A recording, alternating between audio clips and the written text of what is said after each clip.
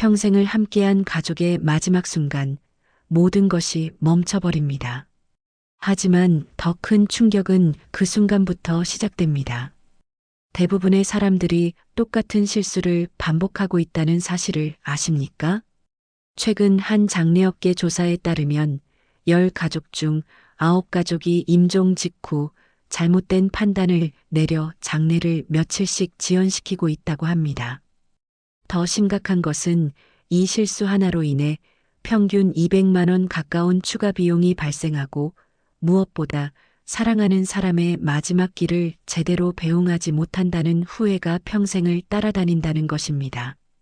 만약 지금 이 순간 곁에 계신 가족이 갑자기 쓰러지신다면 여러분은 무엇을 가장 먼저 하시겠습니까? 혹시 장례식장부터 찾아보고 계시지는 않으신가요? 그렇다면 이미 수많은 가족들이 겪은 첫 번째 실수를 범하고 계신 겁니다.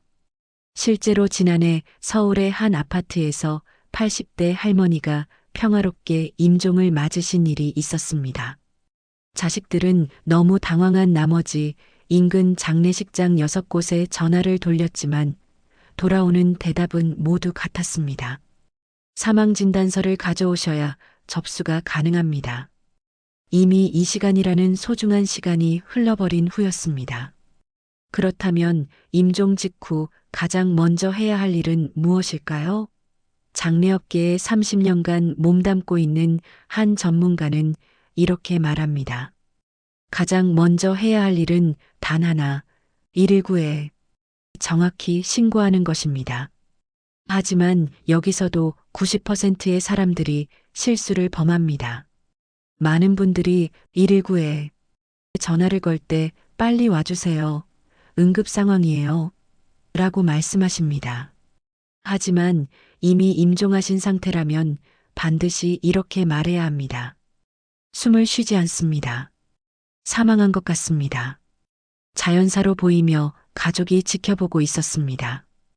이 세 문장만 정확히 전달해도 불필요한 응급처치나 경찰 조사로 번지는 일을 크게 줄일 수 있습니다.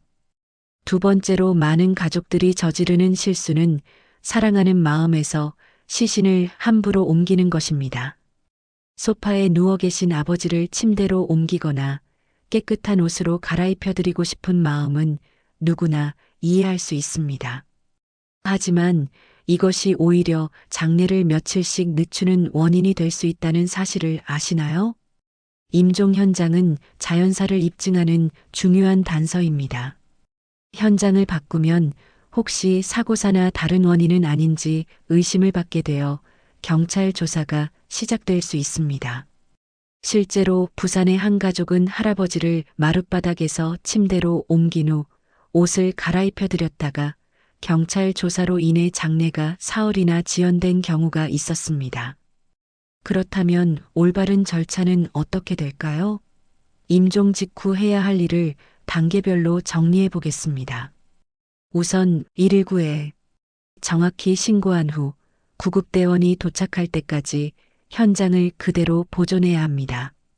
구급대원이 도착하면 고인의 기본 정보를 간단히 알려주는 것이 좋습니다. 85세 아버지, 당뇨와 고혈압 치료 중이셨고 어제 저녁 8시에 마지막 식사를 하셨습니다. 정도만 전달해도 절차가 훨씬 수월해집니다. 특히 중요한 것은 고인이 평소 연명 치료에 대한 의견을 가지고 계셨다면 구급대원에게 명확히 전달하는 것입니다. 아버지께서는 평소 무리한 연명 치료를 원하지 않으셨습니다라고 말씀해 주시면 불필요한 응급처치 없이 보다 존엄한 방식으로 상황을 정리할 수 있습니다. 그 다음에는 고인을 가까운 병원 응급실로 이송하여 의사가 정식으로 사망진단서를 발급받게 됩니다. 여기서 한 가지 꼭 기억하셔야 할 점이 있습니다. 사망진단서는 반드시 원본을 최소 3부 이상 발급받으시기 바랍니다. 장례식장 접수, 화장장 예약, 은행이나 보험사 등 여러 곳에서 원본이 필요하기 때문입니다. 사본은 효력이 없으니 꼭 원본을 여분으로 준비하셔야 합니다. 그런데 여러분, 이런 절차들을 임종 순간에 당황한 상태에서 모두 기억하고 실행하기란 쉽지 않습니다. 그래서 미리 준비해둬야 할 것들이 있습니다. 먼저 의료 연락처를 정리해 두시기 바랍니다. 가장 최근에 진료받은 병원 이름, 담당 의사 성함, 전화번호를 메모해 두세요. 없다면 최소한 가까운 종합병원이라도 정해두는 것이 좋습니다. 병원에서 사망진단서 발급 시 담당 의사나 진료 기록이 확인되면 절차가 훨씬 빨라집니다. 또한 고인이 복용 중인 약물 리스트도 함께 정리해 두시기 바랍니다. 혈압약, 당뇨약 같은 만성질환 약물은 자연사임을 입증하는 중요한 단서가 됩니다. 실제로 의료 기록이 부족해 국립의료원에서 부검을 해야만 사망진단서를 발급받을 수 있었던 경우도 있었습니다. 두 번째로는 장례 희망사항을 미리 정리해 두셔야 합니다. 어떤 장례식장을 선호하시는지, 화장을 원하시는지, 매장을 원하시는지, 종교적 의식은 어떻게 할 것인지 등을 가족과 미리 상의해 두시기 바랍니다.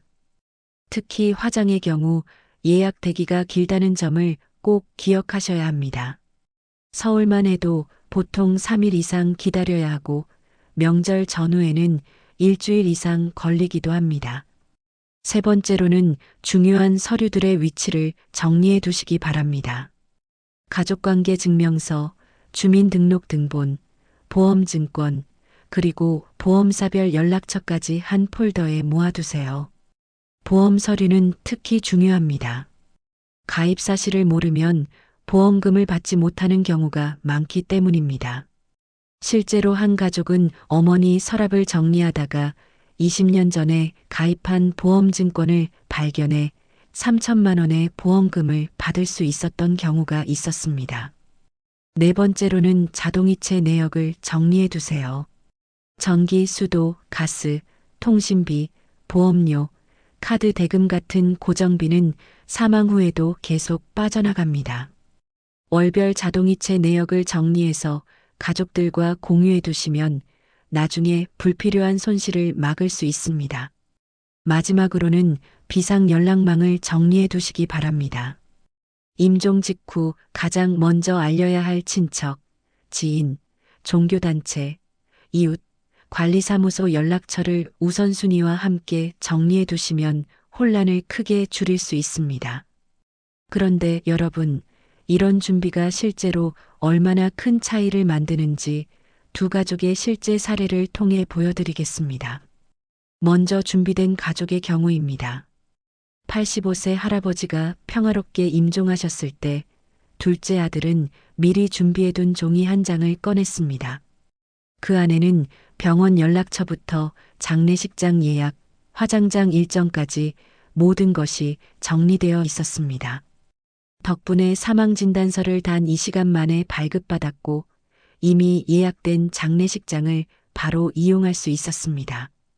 화장장도 사전 예약이 완료되어 있었고 보험사 연락과 행정 서류까지 순서대로 진행되었습니다. 총 소요 시간은 3시간, 추가 비용은 전혀 들지 않았습니다. 반면 준비되지 않은 가족의 경우는 어땠을까요? 79세 할머니가 임종하셨을 때 가족들은 완전히 당황했습니다. 주치의도 없고 관련 서류도 없었습니다. 그 결과 경찰 신고 후 부검 여부까지 검토해야 했고 장례식장 8곳에 전화를 돌린 끝에 겨우 예약할 수 있었습니다. 화장장 대기로 인해 3일장이 5일장으로 연장되었고 가족 간 의견 충돌도 발생했습니다. 보험 서류를 찾느라 집안을 뒤지고 자동이체 내역을 몰라서 연체료까지 발생했습니다. 총 소요 시간은 10시간 이상, 추가 비용은 무려 280만 원이었습니다. 이 두 가족의 차이는 바로 준비된 체크리스트 한 장이 있느냐 없느냐였습니다. 조사에 따르면 준비된 가족은 장례 비용을 평균 35% 절약하고 가족 만족도는 78% 높았다는 결과가 나왔습니다. 그런데 여러분, 절차와 비용도 중요하지만 더 중요한 것이 있습니다. 바로 임종 직후의 황금 15분입니다.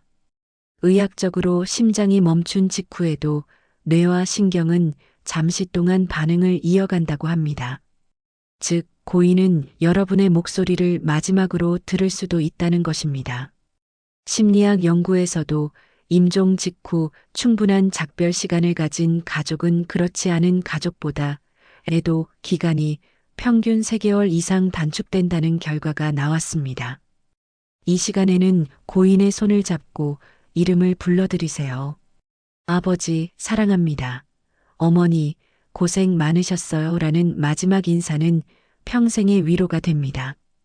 가족이 돌아가며 그동안 못했던 감사, 사과, 사랑의 말들을 전하시기 바랍니다. 방안을 조용히 유지하고 온전히 고인과의 마지막 순간에 집중하세요. 절대로 해서는 안 되는 것은 시신을 옮기거나 옷을 갈아입히거나 급히 전화를 돌리느라 방안을 분주하게 만드는 것입니다. 이 모든 것은 의료진 확인 후에 진행해야 합니다.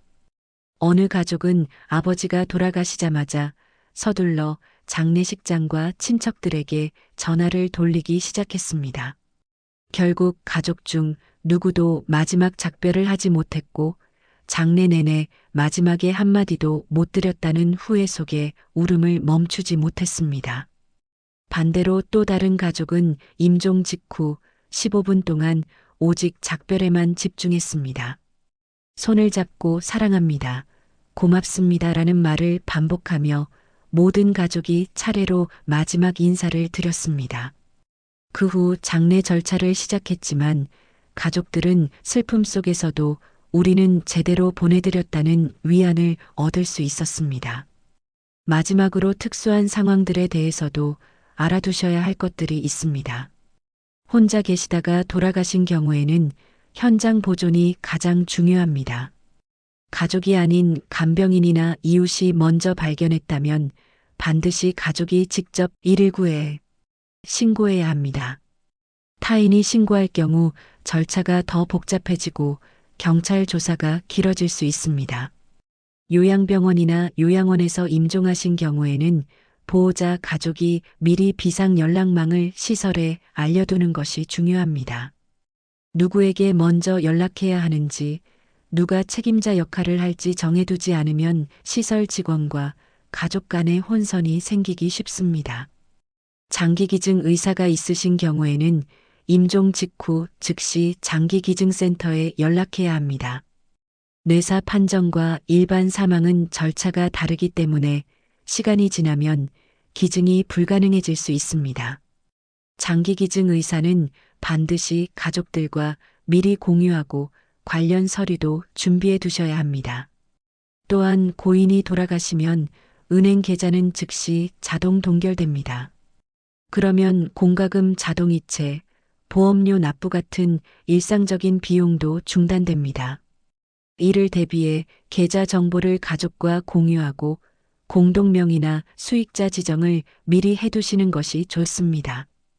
여러분, 죽음은 누구에게나 찾아오는 자연스러운 과정입니다. 하지만 그 순간을 어떻게 맞이하고 어떻게 보내느냐는 우리의 준비에 달려 있습니다. 죽음은 감정이지만 준비는 기술입니다. 이 준비가 되어 있느냐 없느냐에 따라 마지막 순간의 의미가 완전히 달라집니다.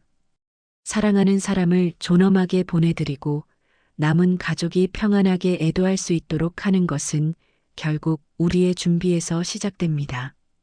오늘 말씀드린 내용들을 차근차근 준비해 두신다면 언젠가 찾아올 그 순간에 당황하지 않고 사랑하는 분을 마지막까지 따뜻하게 배웅해 드릴 수 있을 것입니다.